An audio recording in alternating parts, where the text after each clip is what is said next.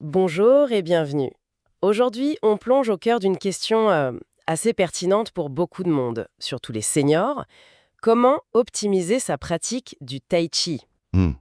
Plus précisément, est-ce que c'est la fréquence des séances ou plutôt leur durée qui compte le plus pour en retirer les bénéfices sur la santé, la forme physique? C'est une question clé, en effet. Vaut-il mieux y aller souvent mais pas longtemps ou moins souvent mais pour des séances plus longues? Oui, le fameux dosage. Exactement. Alors pour éclaircir ça, on s'appuie sur une source scientifique solide, une étude publiée en 2025 Ah oui. dans le Journal of Sport Science and Medicine. Volume 24, page 871-880, le titre en anglais Can the frequency and intensity of Tai Chi influence the magnitude of adaptations in health markers and physical fitness in older adults, a randomized controlled study? D'accord, une étude contrôlée, randomisée, c'est sérieux.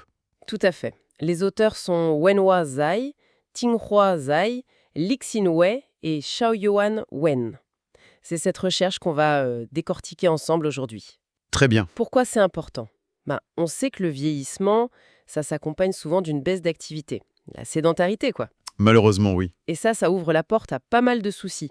Risques cardiovasculaires, pertes musculaires, déclin cognitif. La liste est longue. Donc l'activité physique régulière, c'est vraiment une des clés pour bien vieillir.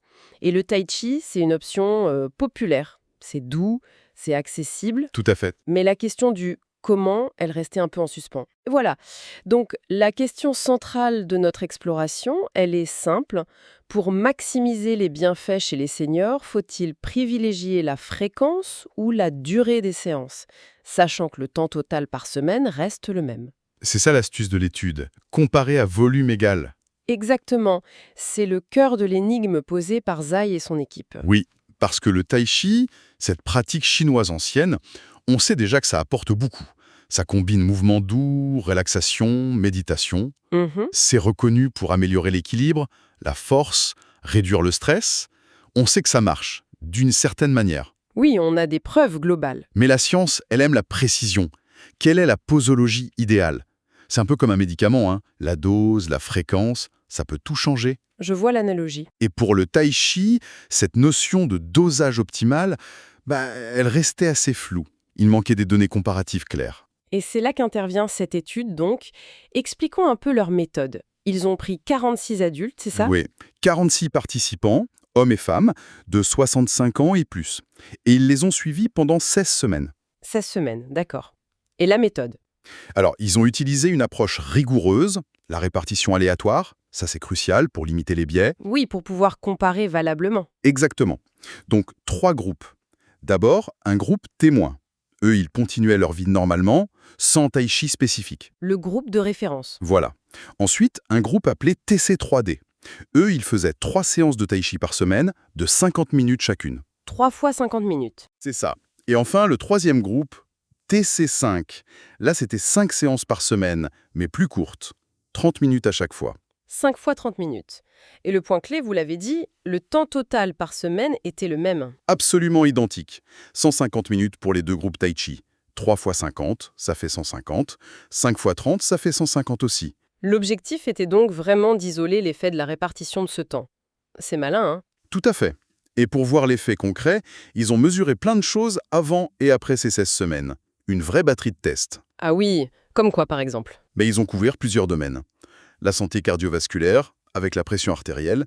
La santé mentale aussi. Le mental, c'est important. Oui, avec la fonction cognitive globale, mesurée par le test MoCA. C'est un outil assez standard, très complet. Et aussi le niveau de stress perçu, avec une échelle validée, la PSS. D'accord. MoCA pour la cognition, PSS pour le stress. Et pour le physique alors? J'imagine l'équilibre, la force, des choses comme ça? Exactement. Ils ont regardé la souplesse du tronc et des épaules, avec des tests classiques. Le assis atteindre et le gratter le dos. Ah oui, je vois ces tests. Pour la force musculaire, plusieurs mesures. La force de préemption de la main, ça, c'est super important au quotidien. Pour ouvrir un bocal, par exemple? Voilà. La force des bras aussi, avec un test de flexion, et la force des jambes, cruciale pour se lever, avec le test de levée de chaise. D'accord, très fonctionnel. Oui. Et puis, l'agilité et l'équilibre dynamique avec le test 8 foot up and go, ça mesure la vitesse pour se lever, marcher un peu, tourner et se rasseoir. Un bon indicateur de mobilité et du risque de chute, j'imagine. Tout à fait. Et pour finir, l'endurance fonctionnelle. Avec le test de marche de 6 minutes, on mesure la distance maximale parcourue. Ok, donc un bilan vraiment complet de la condition physique utile au quotidien. C'est ça, très orienté fonctionnel. Bon, le cadre est posé, la méthode est claire. Alors, les résultats, venons-en aux faits. Commençons par le mental, cognition et stress. Le tai chi a eu un effet.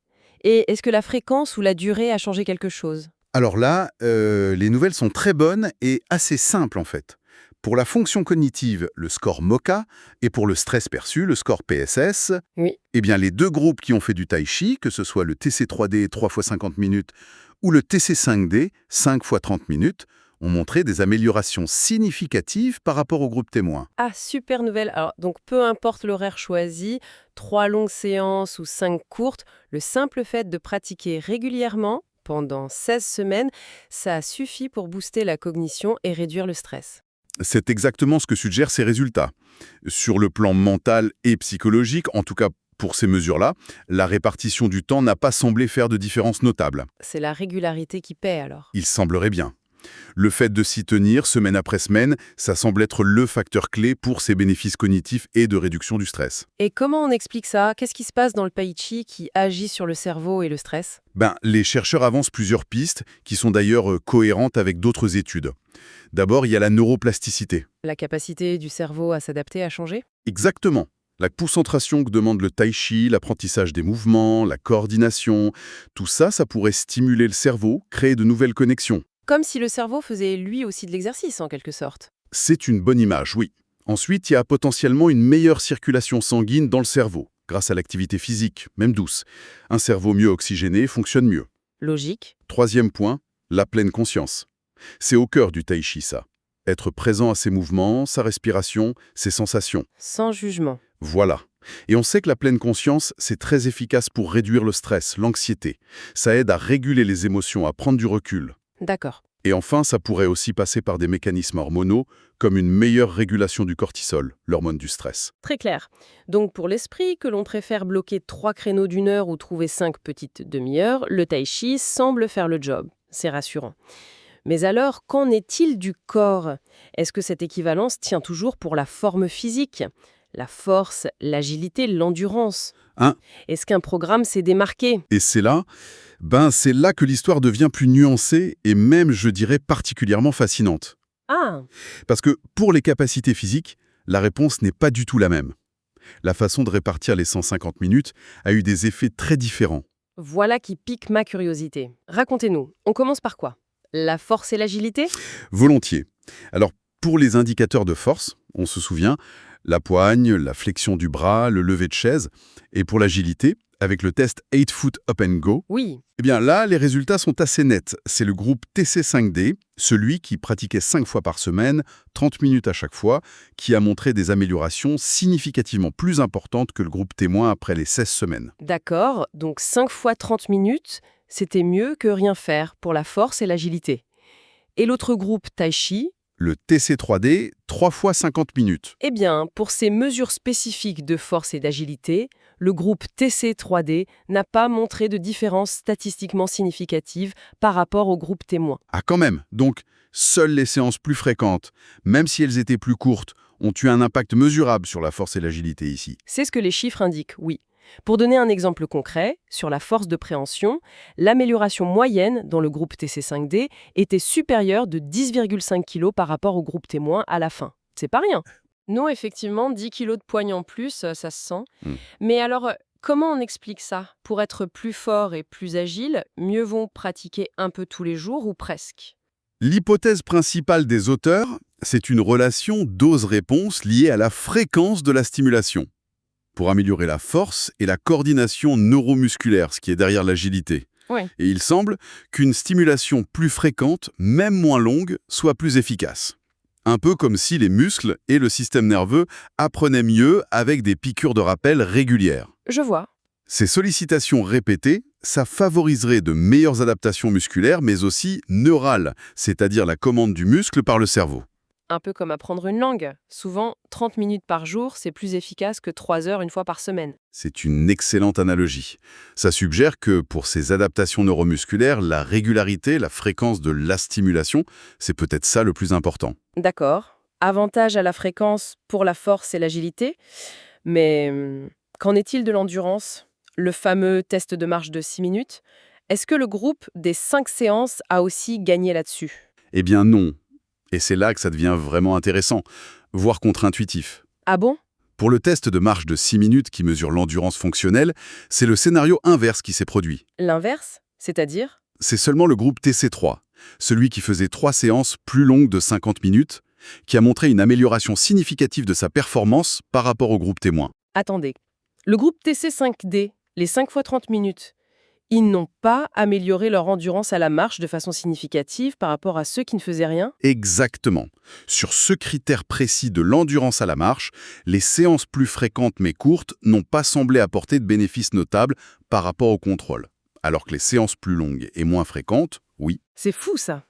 La différence moyenne de distance parcourue en 6 minutes entre le groupe TC3D et le groupe témoin, à la fin, était de presque 60 mètres, ce qui est cliniquement significatif pour l'autonomie. Oui, 60 mètres de plus en 6 minutes, ça fait une vraie différence. Mais alors comment on interprète ça? Pourquoi des séances plus longues seraient meilleures pour l'endurance? L'hypothèse ici, c'est que pour améliorer l'endurance aérobie, la capacité cardiovasculaire et aussi l'endurance musculaire des jambes, Oui. eh bien, ça bénéficierait plus de séances d'exercice plus longues, plus soutenues. Une séance de 50 minutes, ça permet peut-être d'atteindre et de maintenir un niveau d'effort suffisant pendant une durée plus longue. Un seuil peut-être. Voilà, un seuil de durée ou d'intensité cumulée dans la séance qui serait plus propice à déclencher les adaptations pour l'endurance, comparé à une séance de 30 minutes, même si elles sont plus fréquentes. Donc, si je résume ce point crucial, pour la force et l'agilité, la fréquence prime, 5 fois 30 témoins, mais pour l'endurance à la marche, c'est la durée de chaque séance qui semble plus importante, 3 fois 50. C'est fascinant comme dissociation. C'est tout à fait ça. Et est-ce qu'il y a d'autres résultats, par exemple sur la souplesse ou la tension artérielle? On n'en a pas parlé. Oui, et là encore, c'est une nuance importante à souligner. Pour la souplesse, les tests assises à atteindre et gratter le dos, et pour la pression artérielle, systolique et diastolique. Eh bien, L'étude n'a trouvé aucune différence significative entre aucun des deux groupes de Tai Chi et le groupe témoin à la fin des 16 semaines. ah bon? Ça, c'est surprenant. On associe souvent le tai chi à la souplesse et parfois à un effet sur la tension. Pourquoi pas ici? Alors, les auteurs donnent plusieurs pistes d'explication. Pour la tension artérielle, il est possible que les participants au départ n'étaient pas majoritairement hypertendus. Ah oui, s'ils avaient déjà une tension normale. Exactement. La marge d'amélioration était faible, donc difficile à voir en 16 semaines. Pour la souplesse, ça peut être plusieurs choses. Comme? Peut-être que le style de tai chi utilisé, une forme yang simplifiée, n'avait pas des mouvements assez amples ou intenses pour vraiment challenger la souplesse des participants, au-delà de leur niveau initial. Le type de mouvement compte, donc. Oui. Ou alors, les participants avaient déjà une bonne souplesse au départ. Ou encore, 16 semaines, c'est peut-être un peu court pour voir des gains majeurs en souplesse avec ce type de pratique spécifique. D'accord. Ça rappelle qu'il faut faire attention aux détails. Qui participe? Quel type de tai chi est pratiqué? Bon, alors, pour revenir à notre question de départ, fréquence ou durée, qu'est-ce qui compte le plus? La réponse, si je comprends bien, c'est ça dépend. C'est exactement ça. Il n'y a pas une seule réponse qui vaille pour tout. Cette étude, elle suggère fortement que le programme de Tai Chi optimal, il pourrait bien dépendre des objectifs prioritaires de la personne. C'est logique finalement. Si l'objectif numéro 1, c'est d'améliorer sa force musculaire pour monter les escaliers, porter ses sacs et son agilité pour éviter les chutes, Oui, alors un programme avec des séances plus fréquentes, même si elles sont courtes, comme 5 fois 30 minutes par semaine, ça semble plus indiqué d'après ces résultats. d'accord. Et si mon objectif, c'est plutôt d'améliorer mon souffle, de pouvoir marcher plus longtemps sans être fatigué? Alors, toujours d'après cette étude, des séances moins fréquentes mais plus longues, comme 3 fois 50 minutes par semaine, pourraient être plus efficaces pour ça. C'est une belle illustration que même si on fait le même temps total d'exercice, la façon dont on le répartit peut changer les effets sur le corps. Tout à fait. C'est une leçon importante qui va même au-delà du tai chi. Bon, résumons les points clés de cette exploration basée sur l'étude de Jai et ses collègues publiée en 2025. Premier point, le tai chi, c'est bon pour la tête. Fonction cognitive et réduction du stress améliorée chez les seniors. Oui, Et pour ça, Que ce soit 3 longues séances ou 5 courtes par semaine, la régularité semble payer de la même façon. C'est ça. Pour le mental, les deux approches testées ici semblent efficaces. Pas de différence majeure entre elles. Deuxième point clé, pour le physique, c'est plus contrasté. Une fréquence plus élevée, comme 5 séances par semaine dans l'étude, ça semble mieux pour gagner en force et en agilité. Exactement. Fréquence pour force, agilité. Troisième point, des séances plus longues, comme les 3 séances par semaine ici, semblent plus efficaces pour améliorer l'endurance à la marche. C'est ça. Durée pour endurance. Et dernier point, dans cette étude précise, en tout cas, pas d'effet significatif sur la souplesse ni sur la pression artérielle par rapport au groupe témoin, peu importe le programme.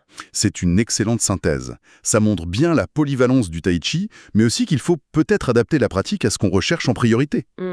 Et puis, il faut aussi être conscient des limites de l'étude, bien sûr. Cette semaine, c'est pas mal, mais certains effets pourraient prendre plus de temps à apparaître. Oui, la souplesse par exemple. Peut-être. Et puis, ils ont testé un seul style de tai chi, le yang simplifié 24 formes. D'autres styles, plus dynamiques ou avec des postures plus basses, donneraient peut-être des résultats différents. C'est vrai, la recherche avance pas à pas. Cette étude apporte une pièce importante, mais le puzzle n'est pas fini.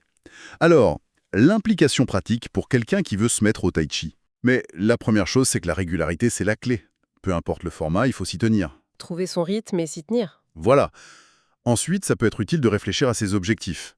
Si c'est surtout la force et l'équilibre qui m'intéressent, je pourrais peut-être rechercher un cours qui propose des séances plus fréquentes. Même si elles sont un peu plus courtes. Oui. Et si c'est plutôt l'endurance, la capacité à marcher longtemps, alors des cours avec des séances un peu plus longues pourraient être intéressants. Mais bon, le plus important au final, Oui. c'est de trouver un style et un horaire qui nous plaisent et qu'on aura envie de continuer sur le long terme. L'adhésion, c'est primordial. Le plaisir et la persévérance. Très juste. Pour finir, une petite réflexion pour stimuler la curiosité, ouvrir peut-être sur d'autres recherches. Allez-y. Cette étude a comparé 3 fois 50 minutes versus 5 fois 30 minutes. Mais on pourrait imaginer d'autres schémas. Par exemple, est-ce que faire du tai chi tous les jours, mais encore plus court, disons 7 fois 20 ou 25 minutes, pour rester sur le même volume total, Intéressant. est-ce que ça pourrait offrir le meilleur des deux mondes? Combiner les avantages de la fréquence pour la force et l'agilité et ceux d'une pratique très régulière pour l'endurance et le mental. C'est une piste, non? C'est une excellente question. Ça mériterait d'être testé. La science de l'exercice et du vieillissement, c'est souvent ça. Chercher le dosage optimal, la meilleure façon de faire. Passionnant.